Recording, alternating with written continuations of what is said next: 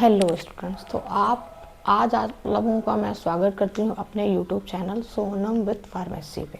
ठीक है, तो आज हम लोग स्टार्ट करते हैं फार्मेसी का second part, history of pharmaceutics. Pharmaceutics का जो सेकंड पार्ट है वो है हिस्ट्री ऑफ फार्मास्यूटिक्स। 11 पॉइंट में आपकी पूरी हिस्ट्री ख़त्म।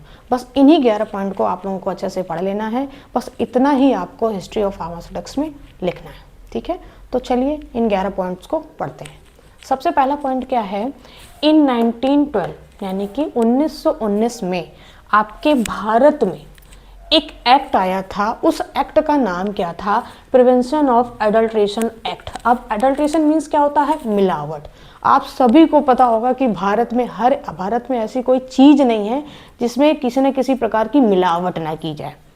ठीक, तो उसी को देखते हुए सरकार ने एक एक्ट बनाया था। उस एक्ट का क्या नाम था, प्रिवेंशन ऑफ एडल्ट्रेशन एक्ट। यानी कि जो भी मिलावटें की जा रही हैं उसको कैसे रोका जाए, उसके लिए एक एक्ट आया था। ठीक है, उसके बाद आपका दूसरा एक्ट आया था 1919 में। एक दूसरा एक्ट आया था, उसका नाम है पॉइजनस एक्ट। ठीक, पब्लिश हुआ था, एक दूसरा एक्ट इस्टेब्लिश हुआ था 1919 में। उस एक्ट का नाम क्या है, पॉइजनस एक्ट। ठीक है, इसके बाद इसी 1919 में 4 आपके एक्ट आए थे। कौन कौन से एक्ट आए थे, BOBM। ये 4 एक्ट आए थे, किससे रिलेटेड, इसी मिलावट से रिलेटेड 4 एक्ट आए थे। क्या आए थे, BOBM। ये 4 एक्ट आए थे, कैसे समझिए। In 1990 the food Bengal adulteration act, सबसे पहला आया था BOBM था, तो फूड बंगाल एसोसिएशन एक्ट और Bihar and Orissa prevention of adulteration act and Madras prevention of adulteration act. ये चारों किस पे आए थे, इसी मिलावट को रोकने के लिए ये एक्ट तैयार किए गए थे अलग अलग जगह। कहाँ कहाँ पे, बंगाल में, बिहार में, उड़ीसा में, मद्रास में। इन चारों जगह इसी एडल्ट्रेशन को रोकने के लिए एक एक्ट आया था जिसको हम लोग प्रिवेंशन एडल्ट्रेशन एक्ट बोल रहे हैं। बस उसके आगे उस 4 जगह का नाम लिख दिया गया। कब आया था, 1919 में, जो कि अपने उत्तर प्रदेश में सबसे पहला एक्ट आया था 1912 में, प्रिवेंशन ऑफ एडल्ट्रेशन एक्ट। तो इसी को देखते हुए इन चारों जगहों ने अपना अपना एक्ट दिया था एडल्ट्रेशन से रिलेटेड। तो सबसे पहला एक्ट है आपका बंगाल एडल्ट्रेशन एक्ट, वो भी 1919 में आया था। दूसरा है आपका बिहार, और तीसरा है आपका Orissa prevention of adulteration act, और लास्ट है आपका मद्रास प्रिवेंशन ऑफ एडल्ट्रेशन। ठीक है, तो ये 4 जगह उसी एडल्ट्रेशन से रिलेटेड एक्ट आए थे जो कि 1919 में ही आए थे। और अपने उत्तर प्रदेश में 1912 में आया था, यही आया था प्रिवेंशन ऑफ एडल्ट्रेशन एक्ट। ठीक है, इसके बाद है आपका The first organization moved to form a pharmaceutical society, the Calcutta Chemist Druggist Association, was released on 3 नवंबर 1920। यानी कि सबसे पहले एक फार्मेसी से रिलेटेड एक गठन हुआ था। किसका गठन हुआ था, Calcutta chemist and druggist association का इसका गठन हुआ था। सबसे पहले एक संगठन तैयार किया गया था, किससे related, Calcutta chemist and druggist association का एक गठन हुआ था। कब आया था वो गठन, 3 नवंबर 1920 को आया था। इस गठन को चेंज करके क्या नाम दिया गया, 1926 में इसी गठन को 6 साल बाद चेंज किया गया।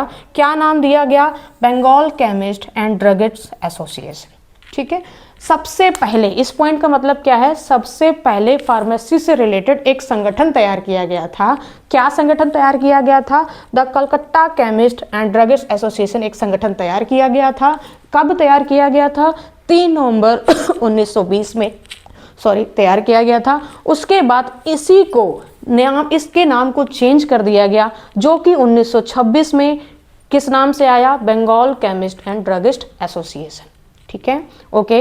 इसके बाद इंडिया में ये सारी प्रॉब्लम्स को देखते हुए, जितनी भी मिलावटें हो रही हैं, जो भी जादू टोनास हो रहे हैं, इन सब को देखते हुए सरकार ने ये रिकमेंड किया कि एक कमेटी तैयार की जाए। मतलब ये सारी प्रॉब्लम्स को देखते हुए इंडियन सरकार ने, मतलब अपनी गवर्नमेंट ने एक प्रस्ताव रखा कि एक कमेटी तैयार करनी चाहिए। वो कमेटी 11 अगस्त 1930 में आई थी। उस कमेटी का नाम था RN चोपड़ा कमेटी।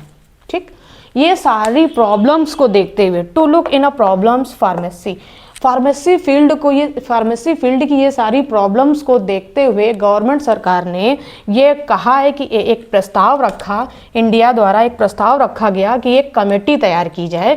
वो कमेटी 11 अगस्त 1930 में आई थी, जिसके चेयरमैन कौन थे? RN चोपड़ा, रामनाथ चोपड़ा इनके चेयरमैन थे। इन्हीं के नाम से इस कमेटी का नाम दिया गया RN चोपड़ा कमेटी, जिसके चेयरमैन कौन थे?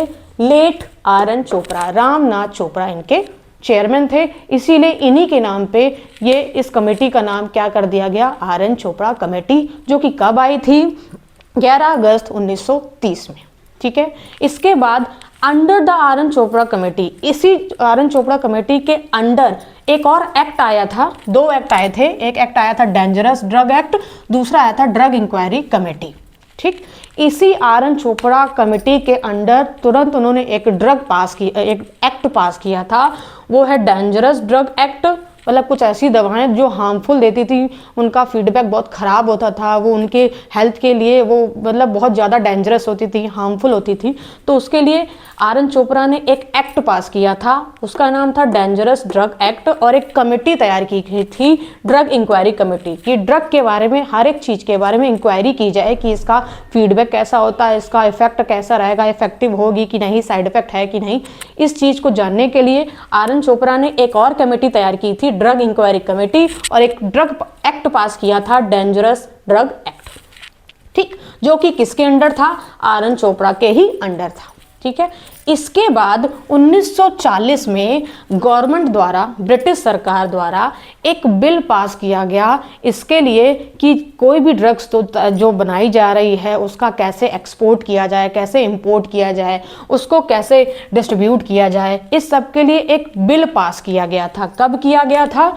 1940 में ड्रग बिल पास करने का एक प्रस्ताव दिया गया था।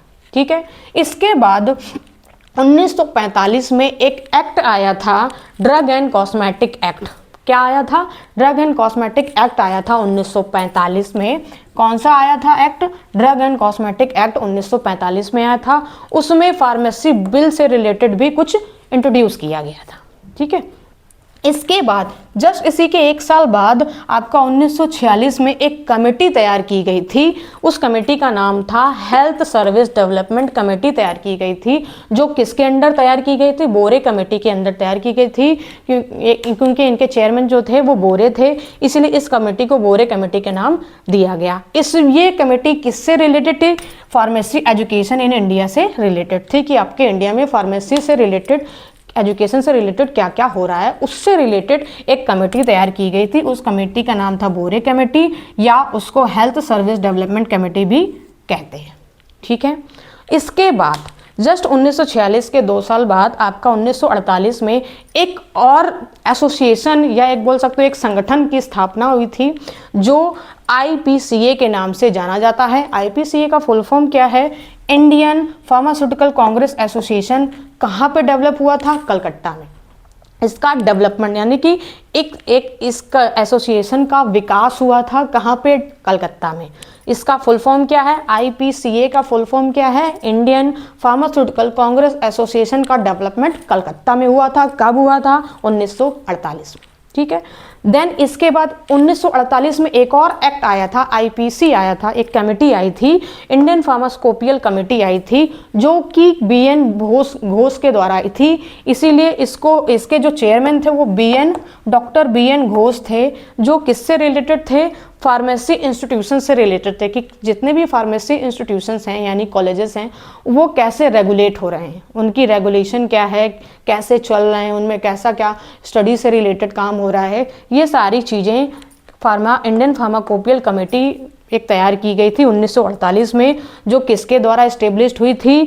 डॉक्टर BN घोष के द्वारा इस्टेब्लिश्ड हुई थी। इसी को फार्मेसी एक्ट के नाम से भी जाना जाता है। इसमें होता क्या था कि जितने भी इंस्टीट्यूशंस होते थे, जितनी भी संस्थान होती थी, उसमें कैसे B फॉर्म D फॉर्म, कैसे इनका क्या कोर्स है, क्या सिलेबस है, कैसे एग्ज़ाम होने चाहिए, इन सारी चीज़ों की जो इंफॉर्मेशन थी वो IPC में थी। IPC का full form Indian pharmacopoeial committee थी। किसके द्वारा आई थी? डॉक्टर BN घोष के द्वारा आई थी। और मतलब इनके जो चेयरमैन थे इस कमेटी के डॉक्टर BN घोष थे। इसमें क्या होती है, क्या चीज़ था कि जितने भी इंस्टीट्यूशंस हैं फार्मेसी से रिलेटेड उनके बारे में, उस फार्मेसी से रिलेटेड बच्चों का कैसा सिलेबस होना चाहिए, क्या स्टडीज़ होनी चाहिए, कैसे एग्जाम्स होते हैं, इन सब से रिलेटेड आपका इसमें होता है इंडियन फार्माकोपिया कमेटी में। ठीक है, एक बार दोबारा रिपीट कर लेते हैं। सबसे पहले 1912 में आपका इंडिया में एडल्ट्रेशन एक्ट आया था। क्यों आया था? क्योंकि इंडिया में ही बहुत सारी चीज़ों में मिलावटें होती हैं, दवा में भी, सारे फूड्स में भी। ठीक है, तो इंडिया में आपका 1912 में एक एक्ट आया था, उसका नाम है प्रिवेंशन ऑफ एडल्ट्रेशन एक्ट।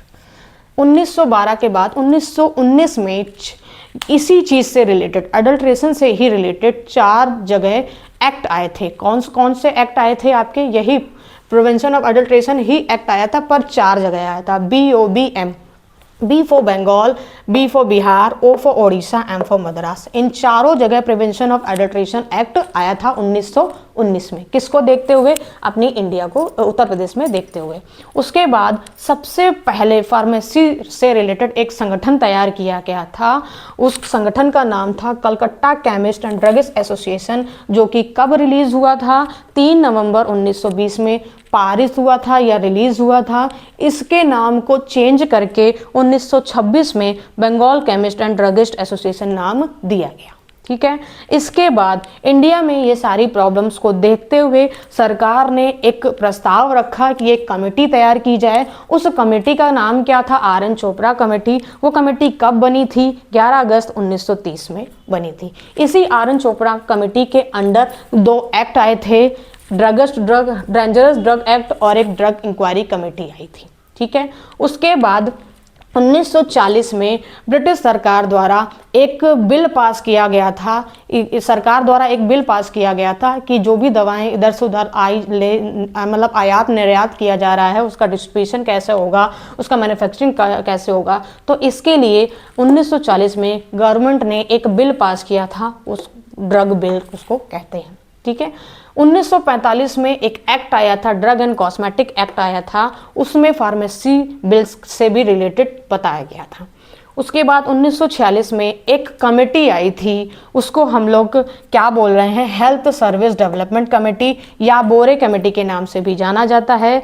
ये किससे रिलेटेड था? फार्मेसी एजुकेशन से रिलेटेड था। आपकी इंडिया में फार्मेसी एजुकेशन से रिलेटेड एक कमेटी आई थी, उस कमेटी का नाम था बोरे कमेटी या health service development committee.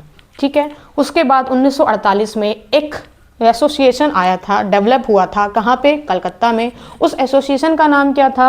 IPCA, Indian pharmaceutical Congress association, Calcutta में डेवलप किया था, या तो उसका विकास हुआ था।